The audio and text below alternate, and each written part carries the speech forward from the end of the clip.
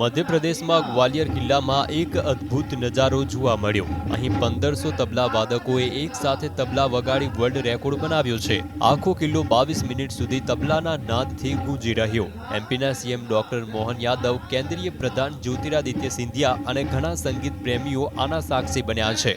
ગ્વાલિયરમાં સંગીતનો મહાકુંભ તાનસેન મહોત્સવ ચાલી રહ્યો છે। આ કાર્યક્રમ 28 ડિસેમ્બર સુધી ચાલશે। આ અંતર્ગત કિલ્લા પર તબલા દરબાર શણગારવામાં આવ્યો હતો। આ કાર્યક્રમમાં દેશભરના 50 શહેરોમાંથી 1500 કલાકારોએ ભાગ લીધો હતો। આ કાર્યક્રમમાં મુખ્યમંત્રી ડોક્ટર મોહન યાદવે કહ્યું કે અહીં તબલા વગાડતા જોવું એ અલગ જ નજારો છે। મુખ્યમંત્રીએ જાહેરાત કરી છે કે મધ્યપ્રદેશમાં દર વર્ષે 25 ડિસેમ્બરે તબલા દિવસની ઉજવણી કરવામાં આવશે।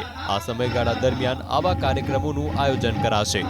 भारत में वैसे तो ये जो तबला के बारे में माना जाता है कि मृदंग का ये मूल मृदंग था। मृदंग से अरब में तबले का आविष्कार हुआ और तबले के माध्यम से वास्तव में आज का दिन ये 25 दिसंबर मैं अभी से घोषणा करता हूं कि सरकार के माध्यम से 25 दिसंबर तबला दिवस के रूप में माना जाए, दिवस के रूप में जाना जाएगा।